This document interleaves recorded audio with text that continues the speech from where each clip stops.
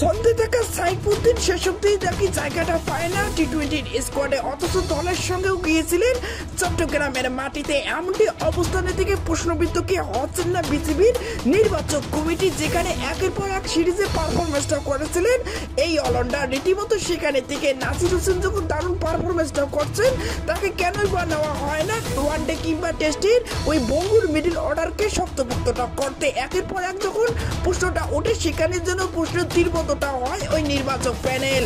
লিপু থেকে নান্নু, একের পর এক যখন পরিবর্তনটা এসেছে, তবু যেন পরিবর্তনটা হয়নি বাংলাদেশের নির্বাচন কমিটির তাদের নির্বাচনের দক্ষতায়।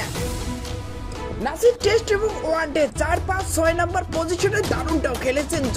সঙ্গে কিন্তু ওয়ানডে ফরম্যাটে সিঙ্গেল বের করার কিন্তু ক্ষমতাটা অনেক ক্ষেত্রেই বর্তমানে যে মিডল অর্ডার তাদের থেকেও অনেকটাই বেশি। সঙ্গে অভিজ্ঞতায় ভরপুর রয়েছে। সঙ্গে এনসিএল এর রংপুরের হয়ে দুর্দান্ত কিন্তু পারফরমেন্সটা করেছেন, সঙ্গে কিন্তু চ্যাম্পিয়নটাও করেও তবে এই মাঠটাও ছেড়েছেন। এত থেকেই যেন নাসির হোসেনকে দলেটাও এনে একটি সুযোগটা দেওয়া যেত, তবে সেখানে যেন একের পর এক পারফরমেন্সটা করলে যে সুযোগটা পাবে না, ওই ডাক নেওয়া ক্রিকেটারকেই বারবার সুযোগটা দিয়ে যখন বাংলাদেশের মিডল অর্ডারে ভঙ্গুরের ব্যর্থতায় একের পর এক হারটাও দেখছে বাইরে, সেখানে থেকে আর কতই বা বাংলাদেশ এমন হারের দেখাটা পাবে এমন অদক্ষ বিসিবির নির্বাচক প্যানেল থেকে।